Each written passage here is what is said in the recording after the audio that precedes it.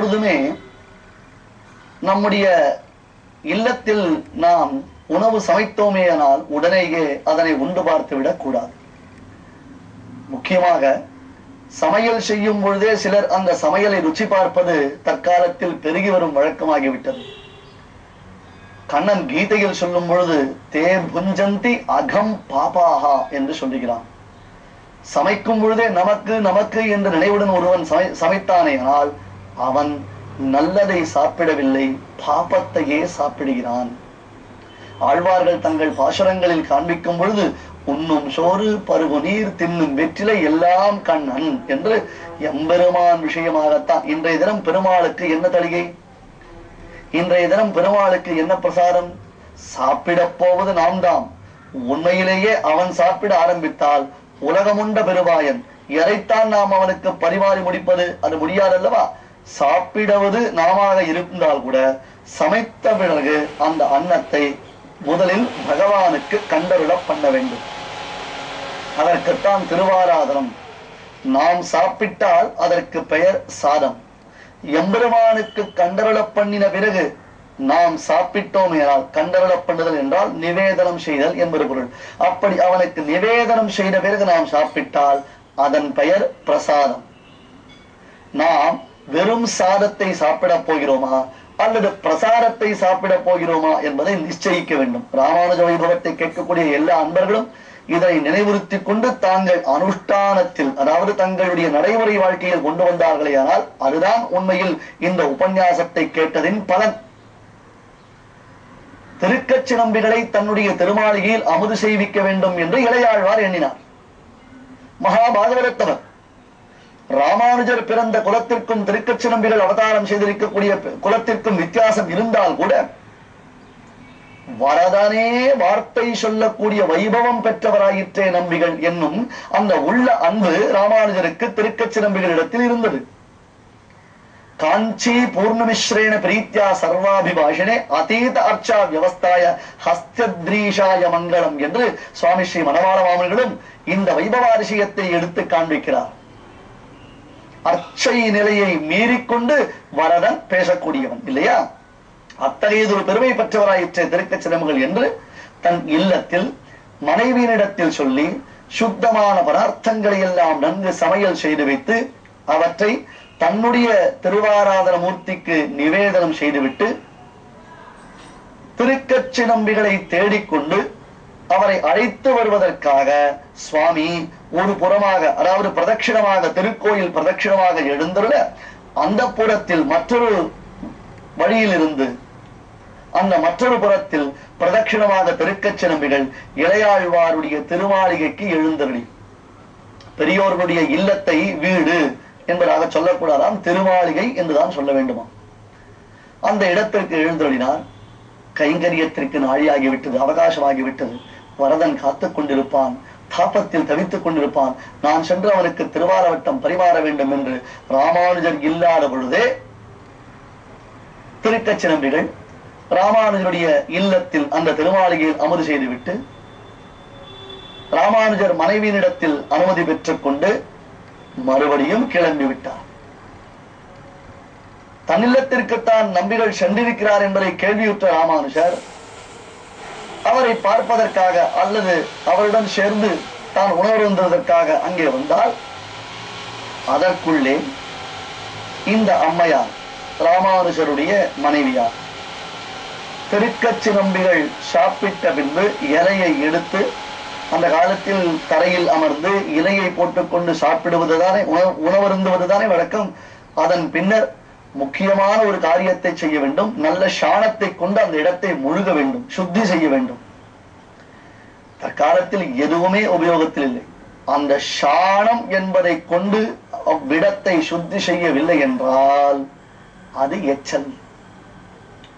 இருந்து விட்டு போகட்டும் என்றுதான் நாம் பதில் சொல்ல போகிறோம். இதை யாரும் நடைமுறைப்படுத்த போவது இல்லை. ஆனால் இப்படியெல்லாம் வைதிக தர்மானுஷ்டானம் ஒரு 10 வருடங்கள் முன்பு வரையில் கூட இருந்திருக்கிறது. இன்றும் பல பெரியோர்கள் அதனை நன்கு பரிபாலனம் செய்து வருகிறார்கள். மகான்களுடைய இல்லங்களில் சென்றோமேனா தரையில் அமர்ந்து சாப்பிடுவது, பின்னர் சாணத்தை கொண்டு முழுகுவது என்னும் வழக்கம் இன்றளவும் விடாமல் தான் நடைபெற்றுக் கொண்டிருக்கிறது. மேஜை மீது அமர்ந்து சாப்பிடுவது தவறா சரியா என்னும் விவாதத்திற்கு அடியேன் இப்பொழுது வரவில்லை. ஏனென்றால் அவரவர்களுடைய தேகத்தின் சௌகரியத்தை பொறுத்தது. ஆனால் அதையும் சாணத்தை கொண்டு மொழிகினால் தான் சரிப்படும். இப்படி சாணத்தை கொண்டு திருக்கச்சி நம்பிகள் சாப்பிட்ட இடத்தை மொழிகிவிட்டு மறுபடியும் அந்த இடத்தை அலம்பி தள்ளிவிட்டு மறுபடியும் பதார்த்தங்களை எல்லாம் தனியாக வைத்துவிட்டு இந்த அம்மையார் ஒரு முறை நீராடி சுவாமி ராமானுஜருக்காக மீண்டும் ஒரு முறை சமையல் செய்ய ஆரம்பித்தார். ராமானுஜர் வந்த பிறகு எங்கே நம்பிகள்? அந்த சுவாமி வந்தார், அமுது செய்தார்.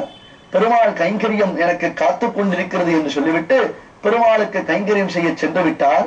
நான் தங்களுக்காக மறுபடியும் நீராடிவிட்டு இப்பொழுது இந்த பிரசாதங்களை தயார் செய்கிறேன் என்று அந்த அம்மையார் சொல்ல இளையாழ்வார் உள்ளம் மருகினார். ஐயோ, போனகம் செய்த சேடம் தருவரையில் புனிதமன்றே என்று ஒரு பாகவதோத்தமருடைய பிரசாரத்தை நான் ஸ்வீகரிக்க வேண்டும், ஏற்றுக்கொள்ள வேண்டும் என்று நினைத்தேனே.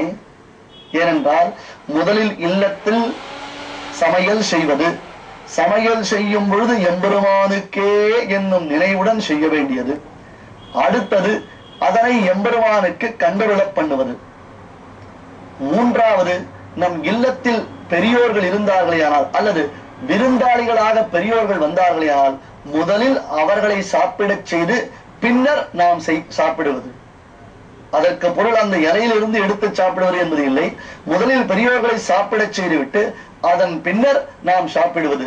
அதுபோன்று திருக்கச்சி நம்பிகள் உணவருந்திய பின்னர் தான் அந்த பிரசாரங்களை ஸ்வீகரிக்க வேண்டும். ஏனென்றால் பாகவத பிரசாரமாயிற்று என்பதாக திருக்கச்சி நம்பிகள் மீது கொண்டிருந்த அதிகப்படியானது ஒரு பிரேமையினாலே இளையாழ்வார் இப்படி நினைத்திருந்தார்.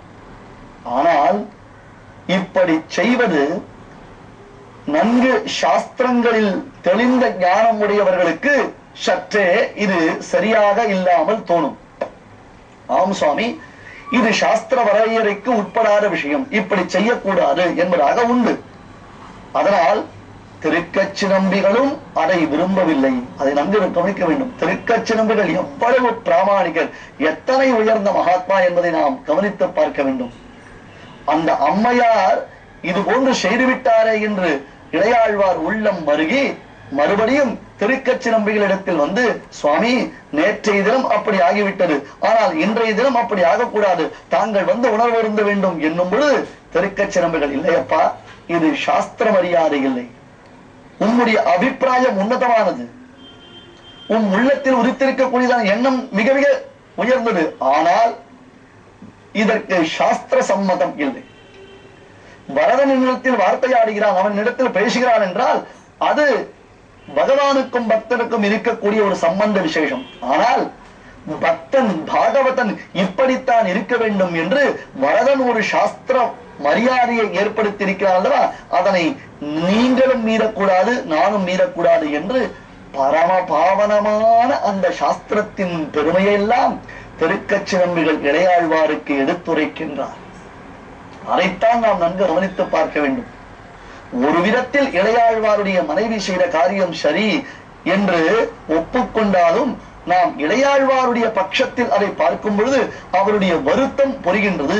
ஆனால் அதை திருக்கச்சி நம்பிகள் நல்ல பிரமாணங்களை எடுத்து காண்பித்து இளையாழ்வாருடைய மேன்மையை எடுத்துச் சொல்லி வரதனுடைய திருவுள்ளம் என்ன என்பதையும் காண்பித்தருடையதனாலே இளையாழ்வார் சற்றே ஆஸ்வாசம் செய்து கொண்டார், தன்னை நிலைப்படுத்திக் கொண்டார். அப்படி இருந்த பொழுது தான் ஒரு நாள் வரதனுக்குள்ளே ஒரு எண்ணம் உதித்ததாம். அடடா, தினந்தோறும் நமக்கு சாலை கிணற்றிலிருந்து உயர்ந்த தீர்த்தங்களை கொண்டு வந்து சமர்ப்பிக்கக்கூடிய இளையாழ்வாருக்கு நாம் ஏதாவது செய்ய வேண்டாமா? அவருக்கு அவருடைய விருப்பத்தை நிறைவேற்றக்கூடிய ஒரு காரியத்தை நாம் செய்ய வேண்டாமா என்று வரதன் நன்கு நினைத்துக் கொண்டிருந்தான். அந்த எண்ணம் பலிக்கக்கூடிய தருணமும் வாய்த்தது. அப்படி ஒரு எண்ணம் வரதனுக்கும் ஏற்பட்டது. வரதனுடைய சங்கல்ப விசேஷத்தினாலே சுவாமி ராமானுஜருக்கும் ஏற்பட்டது.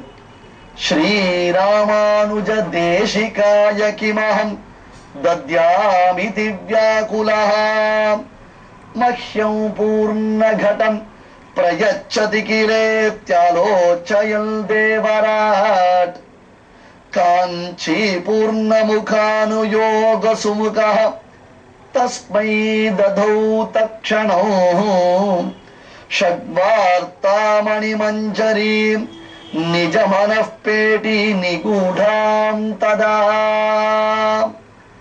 தினந்தோறும் தனக்கு சாலை கிணற்றிலிருந்து தீர்த்தம் கொண்டு வந்து சமர்ப்பிக்க கூடியதான சுவாமி ராமானுஜனுக்கு என்ன செய்யலாம்? ஸ்ரீராமானுஜ தேசிகாய கிமஹம் தத்யாமி திவ்யாகுலஹா என்று நினைத்தவரான தேவாதிராஜன், அயர்வரும் அமரர்கள் அதிபதியான அந்த வரதராஜ பெருமாள் ராமானுஜருடைய உள்ள கிடக்கையை மேன்மேலும் அதிகப்படுத்தி அந்த ராமானுஜருக்கு உள்ளத்தில் சில எண்ணங்கள் தோன்றச் செய்து அத்தகையதொரு எண்ணங்களுக்கு அர்த்த நிர்ணயமாக, அந்த எண்ணங்களின் வடிகாலாக, அந்த எண்ணங்கள் சரியானவையா இல்லையா, எப்படிப்பட்டவை, அதை தன்னுடைய திருவாக்கினாலே வெளியிட்டருள வேண்டும் என்ற ஆசை கொண்டவனாக திருக்கச்சி நம்பிகள் மூலமாக 6 வார்த்தைகள் சம்பிரதாயத்திற்கு அருளி செய்தான்.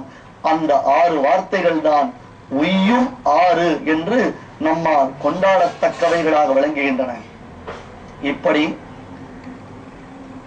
இளையாழ்வாருடைய சிந்தனைக்கு திருக்கச்சி நம்பிகள் மூலமாக வரதன் அருளி செய்த அந்த 6 வார்த்தைகளின் பெருமையை நாம் திருக்கச்சி நம்பிகள் சன்னிதானத்தில் இருந்து கொண்டே பக்தர்கள் பாகவதர்கள் குழாங்களுடன் கூடிக்கழித்து திருக்கச்சி நம்பியின் அவதார க்ஷேத்திர விசேஷமான அந்த பூவிருந்த வழியிலேயே அனுபவிக்கலாம். ஓர் அறிவிப்பு.